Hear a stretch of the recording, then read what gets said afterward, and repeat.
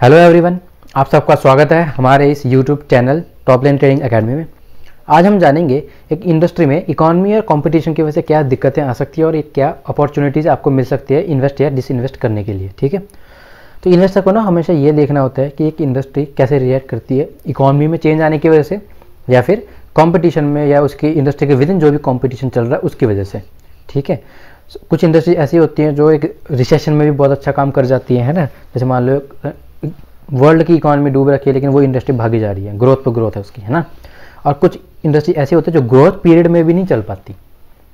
तो आज हम जानेंगे कौन कौन सी इंडस्ट्रीज होती हैं जो चलती है, जो नहीं चलती है। तो शुरू करते हैं। सबसे पहले हम जानेंगे कि टाइप्स ऑफ इंडस्ट्रीज कितनी होती हैं, किस किस टाइप की इंडस्ट्री होती है और हमने किस किस इंडस्ट्री में कोशिश करनी है इन्वेस्ट करने की। तो सबसे पहले है एवरग्रीन इंडस्ट्री।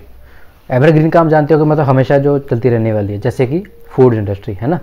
जो FMCG सेक्टर है वो हमारे क्या बात है, नीड जरूरत की चीज़ें बनाता है। जब तक इंसान है तब तक वो चीज़ यूज़ करेगा, तो वो एवरग्रीन इंडस्ट्री में आती है, जिसमें आप इन्वेस्ट करने का तो बनता है क्योंकि एवरग्रीन है ना। उसमें भी आपको ये देखना है कि कंपनी बहुत सबसे अच्छी कौन सी है, सबसे ज़्यादा सेल्स किसकी है ना, सबसे ज़्यादा कंपनी को कौन प्रेफर करता है, तो वो चीज़ हम देखेंगे उसमें। एक होती है साइक्लिकल इंडस्ट्रीज़। साइक्लिकल कौन सी होती है, जैसे मान लो इकोनॉमी डूब गई तो ये इंडस्ट्री भी डूब जाएगी। अगर इकोनॉमी चल रही है तो ये इंडस्ट्री भी भागेंगी। जैसे कि कपड़े की इंडस्ट्री। आप कपड़ा कब खरीदते हो फैशन के लिए? जैकेट्स हैं, है ना, टी शर्ट्स हैं, जीन्स हैं, शूज़ हैं, ये कब खरीदते हो? जब आपका पैसा होता है। कोरोना के टाइम पे तो नहीं खरीद रहे थे आप, जब आप घर पे बैठे हो तो लॉकडाउन था, है ना। तब तो ये हुआ कि बस राशन पूरा हो घर का, चलता रहे काम, और यह तो गरीबों को दे रहे थे, है ना, जिसके बाद एक्स्ट्रा था। लेकिन ये कपड़ों में इन्वेस्ट तो नहीं कर रहे थे ना उस टाइम हम, कि कपड़े खरीद लेते हैं, क्या पता बाद में मिले ना मिले, है ना। तो ये वो इंडस्ट्री है, जब इकोनॉमी डूब जाती है तो ये भी डूब जाती है, इनका भरोसा नहीं होता। तो इसमें इन्वेस्ट करने के लिए आपको ये देखना होता है कि भाई इंडस्ट्री कौन से मतलब इकोनॉमी कौन से फेस में चल रही है। ठीक है। थर्ड होती है हमारी इंटरेस्ट सेंसिटिव। इंटरेस्ट सेंसिटिव मतलब कि अगर RBI अपनी इंटरेस्ट रेट बढ़ा देता है तो क्या होगा, लोन्स की जो डिमांड है वो कम हो जाएगी, जिससे इकोनॉमी में पैसा कम जाएगा। जब पैसा इकोनॉमी में कम जाएगा, लोगों के पास पैसा कम होगा, तो वो इन्वेस्ट करेंगे किसी चीज़ पर? नहीं। इससे सबसे ज़्यादा इफेक्ट कौन सी इंडस्ट्री को पड़ता है? लोन की वजह से। अगर लोन के रेट बढ़ गया, इंटरेस्ट रेट बढ़ गया, तो रियल एस्टेट या फिर बैंकिंग सेक्टर, है ना। ये दो इंडस्ट्री ऐसी हैं जो इंटरेस्ट सेंसिटिव होती हैं, जो RBI की क्रेडिट पॉलिसी से सबसे ज़्यादा इफेक्ट करती है। ठीक है। फोर्थ होती है ग्रोथ इंडस्ट्रीज। मतलब इस इंडस्ट्री ऐसी इंडस्ट्री है ये ग्रोथ इंडस्ट्री, मतलब ऐसा सेक्टर है, ऐसा फेस है कि जब अगर इकोनॉमी डूब गई ना, ये इंडस्ट्री भागती रहती है, इनको कोई नहीं रोक सकता। जैसे कि IT सेक्टर है। जब लॉकडाउन पीरियड चल रहा था कोविड-19 के ड्यूरिंग, है ना, उस टाइम तो हम घर में वर्क फ्रॉम होम कर रहे थे, ऑनलाइन सारा काम, है ना। दवाइयाँ ऑनलाइन आ रही थी, खाना ऑनलाइन आ रहा था, खाना तो नहीं आ रहा था लेकिन दवाइयाँ ऑनलाइन मंगा सकते थे आप, है ना। डिलीवरीज मिल रही थी आपको, वर्क फ्रॉम होम चल रहा था। कॉल सेंटर तो सारे वर्क फ्रॉम अभी भी चल ही रहे हैं। दूसरी भी कंपनीज हैं, जैसे प्रोग्रामर्स हैं, वो वर्क फ्रॉम होम कर सकते हैं, अभी भी उनका चल रहा है सिस्टम, है ना। तो ये इंडस्ट्री चलते रहेंगी, इनको कोई दिक्कत नहीं है कि इकोनॉमी में कौन मर रहा है कौन नहीं मर रहा है। ठीक है, कौन सी इंडस्ट्री खत्म हो रही है कौन सी नहीं हो रही। इकोनॉमी खराब है तब भी चलेंगी, इकोनॉमी अच्छी है तब तो और चलेंगी। ठीक है। तो हम ये देखते हैं कि भाई इंडस्ट्री को क्या करना चाहिए। ये सारी इंडस्ट्रीज है ना किस किस टाइप की, तो हमें क्या करना चाहिए, हमें ये देखना है कि अगर आप किसी कंपनी में इन्वेस्ट कर रहे हो ना, या चाहते हो, तो ये देखें कि इकोनॉमी में चेंज आने की वजह से उस कंपनी में क्या इफेक्ट पड़ रहा है। अगर वो एवरग्रीन है ना, तो वो तो चलती रहेगी। अगर साइक्लिकल है तो अगर इकोनॉमी डूब गई तो वो भी डूब गई, वहाँ तो पैसे से निकालना पड़ेगा आपको। अगर ग्रोथ है उसे तो चलना ही है। चौथी कौन सी बची फिर? Interest sensitive. वो तब होती है जब इंटरेस्ट रेट तब बढ़ते हैं जब इकोनॉमी में पैसा कम पड़ जाता है ना। जब कम पड़ेगा इकोनॉमी में तो क्या करेगी RBI, रेट्स कम कर देगी, तो इकोनॉमी में पैसा जाएगा।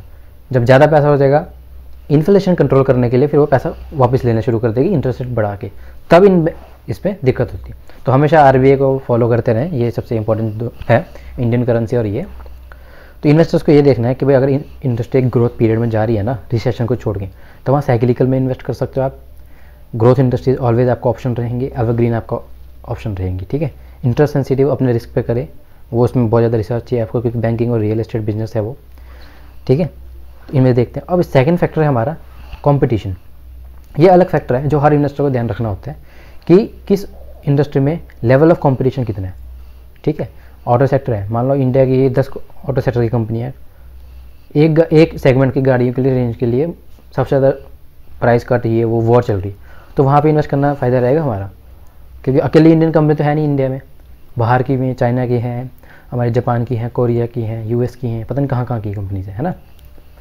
तो अगर वो लेवल ऑफ कंपटीशन बहुत ज़्यादा है तो वहाँ पे आपको कंपनी चूज़ करना बहुत मुश्किल हो जाएगा। तो उस कंपटीशन के ना एक फोर्सेस हैं जो इस कंपटीशन को बना के रखने के लिए या फिर इस इंडस्ट्री में या कोई भी इंडस्ट्री में फंड का इनफ्लो और आउटफ्लो करने के में मैटर करती है, सबसे ज़्यादा डिपेंड होती हैं। वो चीज़ हम जानेंगे। तो कंपटीशन के फोर्सेस ये हैं, ठीक है। ये 5 फोर्सेस हैं जो सबसे ज़्यादा इंपॉर्टेंट है। सबसे पहला है बैरियर्स टू एंट्री। अगर आप किसी इंडस्ट्री में अपना बिजनेस खोलना चाहते हो तो उस इंडस्ट्री में आपको अगर घुसना है तो उसमें बैरियर्स क्या क्या हैं, क्या क्या बैरियर्स होंगे। ये तो गवर्नमेंट के रूल्स होंगे थोड़े बहुत, है ना। पैसा बहुत चाहिए आपको, ये 2 चीज़ें चाहिए सबसे ज़्यादा। उसके बाद ये देखना है कि उस इंडस्ट्री कौन से फेस में है, क्या पता वो ग्रोथ में ना हो, क्या पता वो उसमें उस इंडस्ट्री फेस में हो कि जब वो डिक्लाइनिंग चल रही होती है, उसका सनसेट चल रहा पीरियड चल रहा होता है ना। आपने हमारी लास्ट वीडियो देखी होगी, उसमें हमने बताया था कि जब इंडस्ट्री के जो साइकिल होता है उसमें अगर वो ग्रोथ से हटके या मेजोरिटी से नीचे आने शुरू होती है तब उस टाइम हमें इन्वेस्ट नहीं करना चाहिए, ना ही उसमें बिजनेस करना चाहिए, ठीक है। तो वो बैरियर्स टू एंट्री में आते हैं। अगर ये एंट्री बैरियर्स बहुत ज़्यादा हैं तो उसमें क्या होगा, या तो कंपनी की मोनोपोली होगी या तो सरकार चला रही होगी इस इंडस्ट्री को, है ना। तो अगर उसमें एक सिंगल प्राइवेट कंपनी में मोनोपोली है तो वहाँ तो कंपनी की मर्जी है, वो जितना भी रेट कर सकती है ना। तो वो चीज़ देखनी है कि ज़्यादा हाई मोनोपोली भी ना हो किसी कंपनी की कि भाई यहाँ फिर कस्टमर्स का सबसे ज़्यादा नुकसान होता है उससे, ठीक है। सेकेंड होता है हमारा थ्रेट ऑफ सब्सटीट्यूशन। सब्सटीट्यूशन मतलब क्या होता है कि अगर गाइस मैं किसी कंपनी का कुछ यूज़ कर रहा हूँ, कोई प्रोडक्ट, मान लो लैपटॉप यूज़ कर रहा हूँ किसी कंपनी का, और मुझे नहीं पसंद आता है लैपटॉप, तो मैं कितनी जल्दी दूसरे में शिफ्ट हो जाऊँगा। क्या मेरे को इसी कंपनी का दूसरा लैपटॉप लेना है कि मैं किसी और कंपनी में भी जा सकता हूँ। अगर मेरे पास ऑप्शन है किसी भी और कंपनी में जाके सस्ते में और अच्छा सामान लेने का तो मैं बहुत जल्दी सब्सटीट्यूट कर लूँगा, है ना। तो वो चीज़ कंपनीज़ को देखनी होती है या फिर इंडस्ट्री में घुसने से पहले देखनी होती है कि उस इंडस्ट्री में अगर कस्टमर को वो चीज़ पसंद नहीं आई तो कितनी जल्दी अपनी कंपनी बदल सकता है वो, है ना। अगर वो बहुत जल्दी बदल सकता है, सब्सटीट्यूशन बहुत है उसके ज़्यादा, तो वहाँ पे क्या होगा, आपको रिटर्न्स कम मिलेंगे। अगर आप इन्वेस्ट करोगे तो वहाँ कम बायर्स के हाथ में ज़्यादा है मार्केट, है ना। तो बायर्स के हिसाब से चलेगा तो फिर आपको क्या लो मार्जिन मिलेंगे। जब मार्जिन कम मिलेंगे तो प्रॉफिट कम होगा, प्रॉफिट कम होगा तो इंडस्ट्री ग्रो नहीं कर पाएगी, कंपनी ग्रो नहीं कर पाएगी, ठीक है। थर्ड हमारा पॉइंट है bargaining power of buyers. Bargaining power of buyers क्या होता है, कुछ इंडस्ट्री ऐसी हैं जो बायर्स के हाथों में है ना। अगर बायर चाहेंगे उसका प्राइस कम कर सकते हैं, बायर्स नहीं चाहिए, बायर्स को नहीं पसंद तो वो इंडस्ट्री को छोड़ भी सकते हैं। मतलब कि आप लगा लो उनके हाथ में पावर है। आप कोई प्रोडक्ट पेश कर रहे हो 10 रुपये में, वो 8 रुपये 7 रुपये में भी ले आएंगे, आपको 10 रुपये पूरा नहीं देंगे। अगर वो ज़्यादा है उस इंडस्ट्री में, बहुत ज़्यादा है, तब भी कंपनी को लॉस है ना। फोर्थ पॉइंट कौन सा था हमारा, बार्गेनिंग पावर ऑफ सप्लायर्स। अगर सप्लायर्स के हाथ में भी सारी गेम है, सप्लायर्स के हाथ में सारी मार्केट है, उस प्रोडक्ट की सारी जो मान लो 10 रुपये का प्रोडक्ट है, मैं मर्जी है मेरी कि मैं 11 में बेच सकता हूँ, तो उसमें क्या होगा, बायर्स का भी नुकसान होगा, सप्लायर के हाथ में गेम रहेगी, है ना। तो यहाँ मोनोपोली क्रिएट होगी, मोनोपोली क्रिएट होगी तो फिर इन्वेस्टर्स के लिए तो अच्छा है कि एक ही कंपनी बिकती रहेगी, लेकिन वहाँ कस्टमर्स का नुकसान है। धीरे धीरे वहाँ पे फिर वो इंडस्ट्री से लोग हटना शुरू कर देंगे या वहाँ के प्रोडक्ट्स लेने कम कर देंगे। देखो बार्गेनिंग पावर ऑफ सप्लायर्स में ना एक चीज़ पता लगती है कि जैसे मान लो मैगी है, अब मैगी का बार्गेनिंग पावर ऑफ सप्लायर है कुछ नहीं, कंपटीशन है उसमें भी।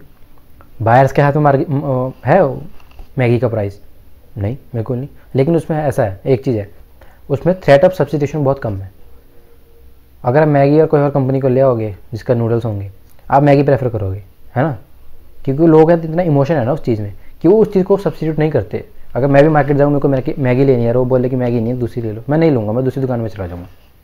तो वही चीज़ इन चीज़ों में आती है कि कॉम्पिटिशन फोर्सेस में एक कंपनी पे किस चीज़ पे हाथ ज़्यादा है ना, किस चीज़ पे वो ज़्यादा पावरफुल है, ताकि कस्टमर वहाँ से उसके प्रोडक्ट को छोड़ के कहीं और ना जाए। ठीक है, समझ गया हो गया आप। तो फिफ्थ है हमारा राइवलरी अमंग कॉम्पिटिटर्स। मेरी एक कंपनी है, आपकी एक कंपनी, हम दोनों में कितना लड़ाई होती है, हम दोनों में लड़ाई होगी तो क्या होगा, हम कट थ्रोट कॉम्पिटिशन करेंगे प्राइस को लेकर। मैं 10 रुपये है तो तू 8 रुपये दे, आप 8 रुपये में दोगे, मैं 7 रुपये कर दूंगा, मैं 6 रुपये कर दूंगा, ये ऐसे करते नीचे जाएंगे। ऐसे क्या होगा, धीरे धीरे आपका मार्जिन कम हो जाएंगे। जब मार्जिन कम हो जाएंगे, प्रॉफिट कम होगा, तो आप एट द एंड क्या करोगे, या तो लॉस में आ जाओगे या तो आप बिजनेस ही छोड़ दोगे। वो भी देखना कि अगर एक इंडस्ट्री है, उसमें इंडस्ट्री के विद इन कितना ज़्यादा कॉम्पिटिशन है, उस कॉम्पिटिटर्स के बीच में प्राइस वॉर तो नहीं है, क्योंकि प्राइस वॉर ऐसा कॉम्पिटिशन है जिसमें कभी दोनों का ही नुकसान है सबसे ज़्यादा, है ना। तो वहाँ तो हम ऐसा वो नहीं ना करेंगे, इन्वेस्ट नहीं करेंगे। ठीक है गाइज, तो ये चीज़ें ध्यान रखना हमेशा, किसी भी इंडस्ट्री में घुसने से पहले ये चीज़ें जान लेना कि इसमें क्या क्या पॉजिटिव पॉइंट्स हैं, क्या क्या नेगेटिव पॉइंट्स हैं। क्योंकि अगर ये सारी नेगेटिव है तब भी आप इन्वेस्ट नहीं करना चाहोगे, है ना, आपका पैसा है, समझदारी से लगाना, और जो उसमें ये चीज़ें सारी पॉजिटिव हैं तो फिर हम आके कंपनी एनालिसिस या फिर मैनेजमेंट एनालिसिस में जाएंगे। ठीक है गाइस, तो अब इंडस्ट्री कैसे सेलेक्ट करनी है हमने, ये सब सारी जानकारी तो ले ली। तो अब इंडस्ट्री सेलेक्ट करने के लिए ना कुछ पॉइंट्स हैं, जैसे कि जब इंडस्ट्री ग्रोथ स्टेज में हो तब इन्वेस्ट करना है आपने, और इंडस्ट्री अगर एक गवर्नमेंट कंट्रोल के अंडर नहीं है, गवर्नमेंट की पॉलिसी से ज़्यादा उसको इफेक्ट नहीं पड़ता है, तो वो इंडस्ट्री सबसे ज़्यादा बेटर होती है ना, क्योंकि गवर्नमेंट हर 5 साल में चेंज होगी, आपकी इन्वेस्टमेंट लंबे समय की है, तो आपको तो दिक्कत होगी ना। तो ये चीज़ें देखनी है कि गवर्नमेंट के कंट्रोल में कौन सी इंडस्ट्री सबसे ज़्यादा है। ठीक है, और वो कंपनी आप जिसमें इंडस्ट्री में आप वो कर रहे हो, इन्वेस्ट कर रहे हो, क्या पता क्या वो इंडस्ट्री ग्लोबली कॉम्पिटिटिव है, ग्लोबली उसके बिजनेस चलते हैं, ग्लोबली की दूसरी कंपनी से कम्पीट कर सकती है ये। अगर वो चीज़ नहीं है, जैसे वॉरेन बफे कहते हैं ना, एक कंपनी में एक ऐसा मोड होता है जिसकी वजह से वो कंपनी हमेशा अलग रहती है मार्केट से। ठीक है, तो वैसे एक मोड ढूंढना आपने, ग्लोबली कॉम्पिटिटिव का मतलब ही होता है कि आपने एक मोड ढूंढना है, MOAT।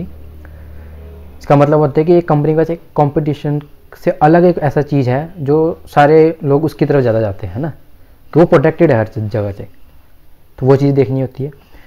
अगर आप इंडिया में इन्वेस्ट कर रहे हो किसी कंपनी में, अगर उसके एक्सपोर्ट हो रहे हैं बाहर, export oriented should be avoid, मतलब कि अगर उसके एक्सपोर्ट ज़्यादा हो रहे हैं बाहर तो उसमें दिक्कत होती है, क्योंकि अगर गवर्नमेंट ने पॉलिसी चेंज करी या रेट्स वगैरह चेंज करे तो वहाँ पे आपको दिक्कत होगी। तो कोशिश करिए कि जो कंपनी एक्सपोर्ट कर रही है, इंपोर्ट कर रही हैं, कुछ भी कर रही हैं, अगर इंडिया में सेल कम है तो ऑब्वियसली बाहर भी सेल कम होगी, है ना, तो उनको अवॉइड करिए। और इंडस्ट्री का साइकिल सबसे पहले देखेंगे कौन से साइकिल में, 4 साइकिल होते हैं, एक इनिशियल होता है, एक ग्रोथ होता है, एक मैच्योरिटी होता है, एक डिक्लाइनिंग होता है। इनिशियल में लेवल ऑफ कंपटीशन बिल्कुल कम होगा क्योंकि इंडस्ट्री नई नई बन रही है। ग्रोथ में कंपटीशन बढ़ेगा तो प्रोडक्ट की इनोवेशन ज़्यादा होगी, उसमें प्राइस भी इक्वल आ जाएगा जहाँ हम पे कर सकते हैं उस चीज़ को, है ना। और बाद में जब कट थ्रोट होना शुरू हो जाएगा तब वो एक तरह से मैच्योरिटी पीरियड में जाएगी जहाँ से उसकी डिक्लाइनिंग शुरू हो जाएगी। तो ये पॉइंट जरूर ध्यान रखिएगा जब आप इंडस्ट्री को सिलेक्ट कर रहे होंगे। तो आप सबका बहुत बहुत धन्यवाद। अगर आपको ये वीडियो बहुत अच्छी लगी तो प्लीज़ सब्सक्राइब करें और बेल बटन को जरूर दबाएं ताकि हमारे एक नई वीडियो पे आप प्रैक्टिकल नॉलेज जो आपको ज़रूरत पड़ेगी ओवरऑल मार्केट्स को छोड़ के, वो आपको इस यूट्यूब चैनल में मिलेंगे। तो प्लीज़ इसको सब्सक्राइब करें, लाइक करें, शेयर करें अपने दोस्तों के साथ जो इंटरेस्टेड है फंडामेंटल एनालिसिस या फिर इन्वेस्टमेंट पर्पज़ को लेकर सीरियसली हैं, नॉट फॉर ट्रेडिंग। ट्रेडिंग के लिए अलग वीडियो